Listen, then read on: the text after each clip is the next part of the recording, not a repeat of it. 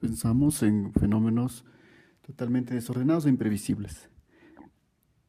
Pero este momento vamos a mostrarles cómo el azar puede dar lugar a fenómenos muy organizados. Miremos esta partícula que se encuentra en el lado izquierdo de la pantalla y hagamos que se desplace, sea un paso hacia arriba o sea un paso hacia abajo. Y les podemos mostrar cómo es el camino de la partícula después de algunas etapas. Bueno, si seguimos con esta regla, pues podemos ver que la partícula se reemplaza sobre esta especie de red, siempre haciendo una elección si va hacia arriba o hacia abajo. Ahora la pregunta es, ¿cómo hacemos que la partícula a cada etapa haga su elección? Entonces, en este caso, hagamos que el azar intervenga. Utilicemos una especie de moneda, a cara o sello. Si sello es para arriba, cara es hacia abajo. Entonces, lanzamos la moneda, sale sello, vamos hacia arriba. Sale cara hacia abajo, cara hacia abajo, cara hacia abajo, sello hacia arriba y así sucesivamente. Si repetimos muchísimas veces este proceso, como muchísimas partículas, lo que vamos a observar es que la gran mayoría de partículas, como ustedes pueden ver el número a la parte de la derecha, pues caen más hacia el centro que hacia los extremos de las partículas. Vemos el número 0, 1 en los extremos, diciendo que hay muy pocas partículas que llegan a las partes de arriba y abajo extremas de la red.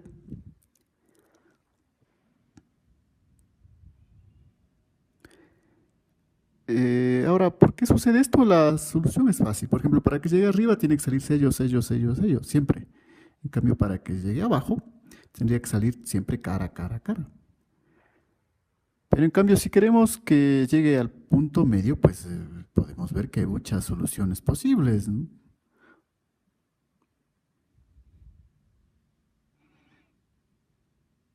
Puede haber muchas elecciones posibles para que la partícula se desplace y llegue al punto de la mitad.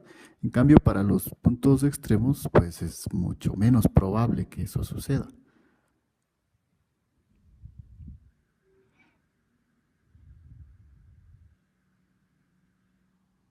Ahora, lo que vamos a hacer es vamos a aumentar el número de etapas, es decir, vamos a trabajar sobre una red donde la partícula se desplaza mucho más densa.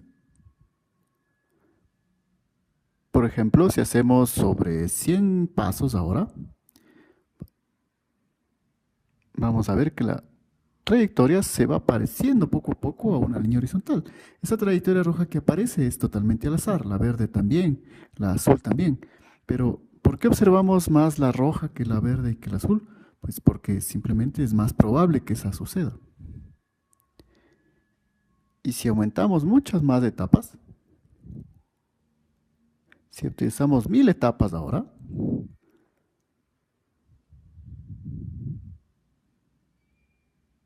y si hacemos ahora 1.000.000 de etapas,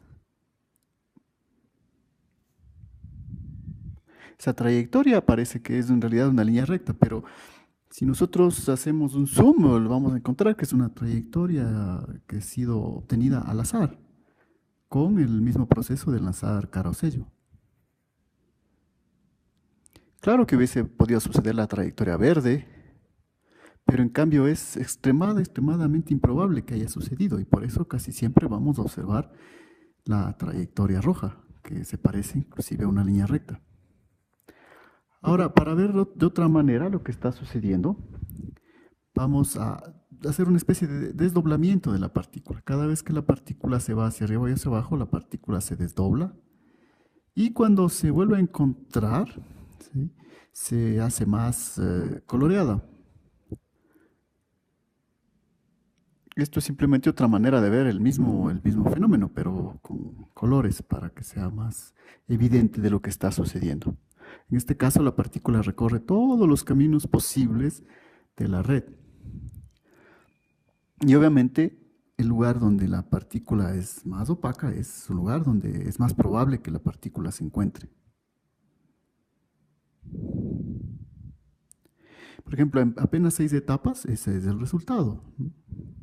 Ahora vamos a probar con 20 etapas.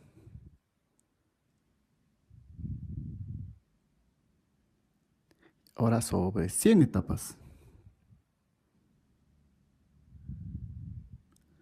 Y ahora nuestra red está hecha de 1000 etapas. Lo que observamos es que los escenarios que son muy hacia arriba o muy hacia abajo son casi transparentes porque la probabilidad de que la partícula se encuentre ahí es prácticamente nula. No es cero, pero es muy, muy pequeña.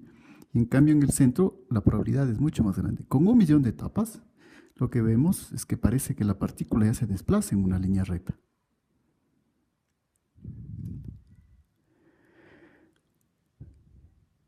En la descripción del video les ponemos los programas y los software que ustedes pueden hacer funcionar para que prueben ustedes mismos todas estas posibilidades.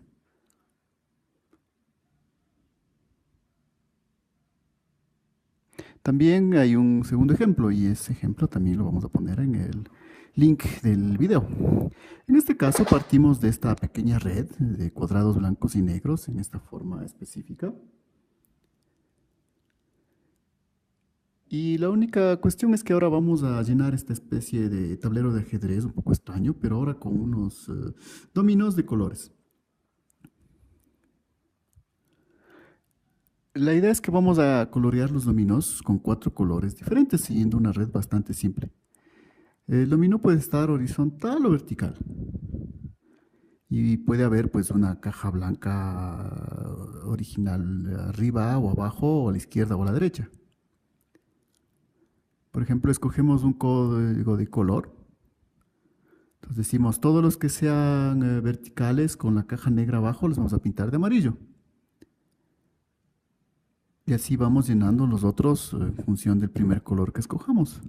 Siempre al azar.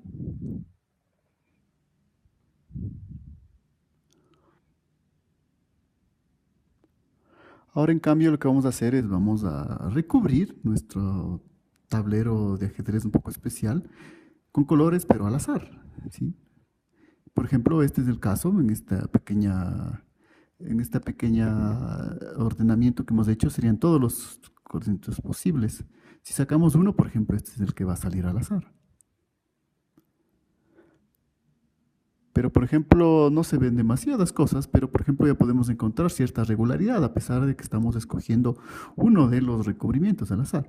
Por ejemplo, si este está amarillo a la derecha totalmente, es imposible que el siguiente sea azul porque ya no vamos a poder rellenar los dos colores al mismo tiempo.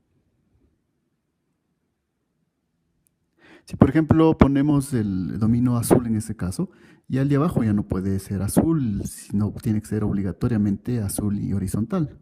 Y el de abajo todavía va a tener que seguir la misma regla.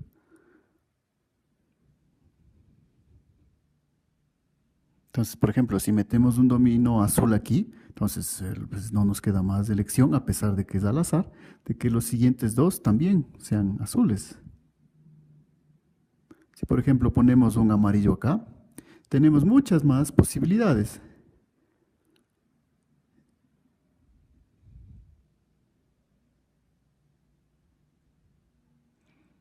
Entonces, por ejemplo, vemos claramente que los que tienen el dominó amarillo son muchos más que los que tienen el dominó azul, porque hay más posibilidades de recubrimiento.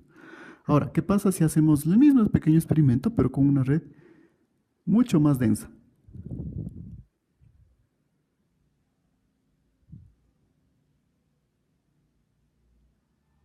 Si tiramos un recubrimiento al azar, no tenemos esto. Y parece ya sorprendente porque a pesar de que lo hicimos al azar, vemos que los 4 colores ya no están distribuidos totalmente desordenados, sino que vemos cierta estructura que se ha formado. Vemos los 4 colores básicos en las esquinas de nuestro tablero y una especie de ya forma circular que se va formando también. Un siguiente tiraje al azar, tercer tiraje al azar, cuarto al azar, otra vez al azar 5.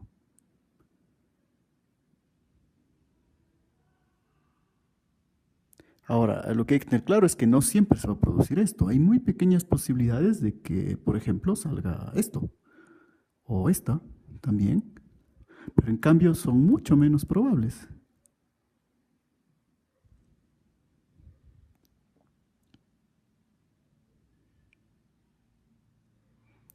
Entonces, las configuraciones más probables son las que se aparecen en esta estructura. Entonces, las configuraciones que nos aparecen ordenadas, en realidad simplemente son más probables. Y las que parecen totalmente desordenadas, pues son mucho menos probables que aparezcan. Y claro, si aumentamos mucho más las etapas, como hicimos en el caso anterior, o ahora hacemos una red muchísimo más densa,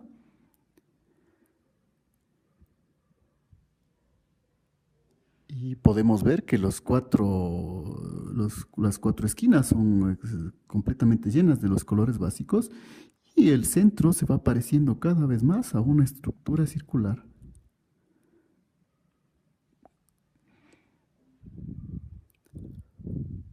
Entonces lo que vemos es que el azar, el más total, puede generar estructuras ordenadas. Es el caso de la línea recta que acabamos de ver o esta especie de círculo con las esquinas coloreadas que vemos en el otro caso. Los dos casos, estas formas ordenadas han emergido de un azar. Bueno, ahora lo que ustedes pueden decir, estos son solo dos ejemplos de las matemáticas básicas, esto no se encuentra en la naturaleza. Y bueno, la cuestión aquí es que la gran cantidad de las ecuaciones que nosotros utilizamos para describir la naturaleza, las ecuaciones de la física, tienen una componente de azar profunda. Por ejemplo, vamos a pensar en el ejemplo de que tenemos el Sol y bueno, cada uno de los rayos que emite el Sol pues sale en una dirección al azar. Por ejemplo, como vemos en la figura. Por ejemplo, es el caso de que partiera directamente a la vertical, pero el rayo puede partir en cualquier dirección.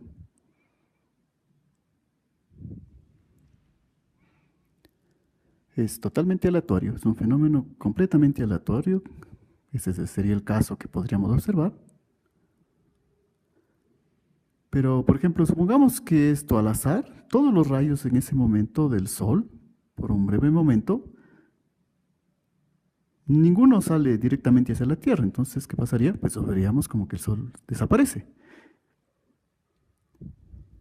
Ahora, también puede suceder al azar que todos los rayos que salen del Sol, por al azar, salgan directamente en la dirección de la Tierra. En ese caso sería mucho menos agradable porque lo que veríamos es que la radiación solar se concentra en nuestro planeta y seguramente acabaría con todas las estructuras vivas que en él existen. Pero obviamente la idea es que estos fenómenos, estos dos extremos de los rayos solares son tan poco probables que no debemos preocuparnos sobre ellos. Es verdaderamente casi imposible que se produzcan.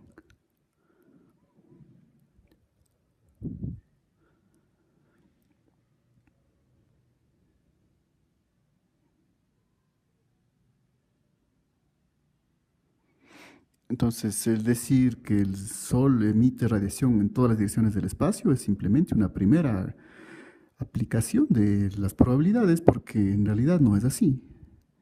Es simplemente el fenómeno más probable que observamos. Y si vamos a las ecuaciones, por ejemplo, del calor, si nosotros ponemos un objeto caliente y un objeto frío, lo más probable es que vemos cómo el calor se va hacia el frío, igual la ecuación de los fluidos o la ecuación de la entropía. Todas estas ecuaciones del calor, los fluidos, la entropía, todas son ecuaciones ciertas desde un punto de vista únicamente probabilista. Pero si observamos los comportamientos, por ejemplo, del fluido a un nivel microscópico, vamos a ver que no siempre son las mismas configuraciones, simplemente nos da la impresión a nivel macroscópico que el fluido y el calor se desplazan de cierta manera.